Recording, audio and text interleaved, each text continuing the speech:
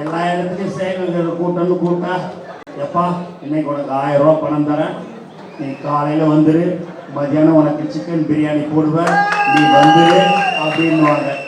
அவங்க எல்லாம் வந்து ரைட்டுங்க 1000 ரூபா 10 பேர் இட்டுன்னு வந்துக்கிறேன், சிக்கன் பிரியாணி கொடுத்துட்றேன் அப்படின்லாம் சொல்லுவாங்க. எல்லாரும் அந்த சிக்கன் பிரியாணி நேரத்தில் கரெக்டாக வந்துட்டு போயிடுவாங்க. ஆனால் இங்கே அப்படி கிடையாது. மாநாடு நாளைக்கு சாயங்காலம் 4 மணிக்குன்னா இன்னைக்கே 4 மணிக்கு வந்து உட்கார்ற ஒரு கூட்டம் நம்மளோட தமிழக வெற்றி கழகத்தில் மட்டும்தான். வேற எங்கேயுமே நீங்க பார்க்கவே முடியாது.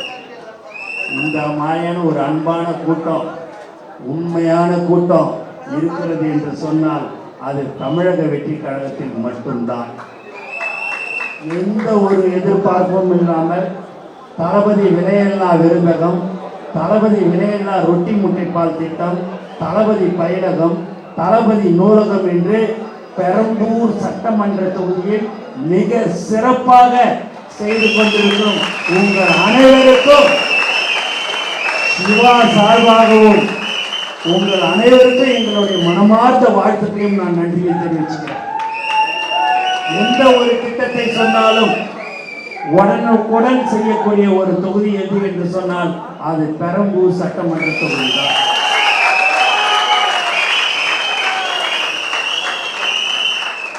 நீங்க எந்த திட்டம் வேணாலும் சொல்லலாம், தைரியமா சொல்லலாம்.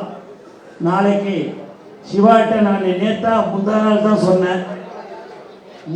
தான் சொன்னேன் மீட்டிங் இதை மாதிரி போடணும் இன்னைக்கு அப்படின்ட்டு சொன்ன செயல்வீரர்கள் கூட்டம்.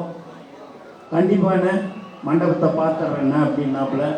இன்னும் ஒரு கண்டிஷன் போட்டாப்புல மதியானம் 2 மணி வரைக்கும் தானே, சாயங்காலம் இங்கே ரிசப்ஷன் இருக்குது, அதுக்குள்ளேயே முடிச்சிடலாமான்னாரு.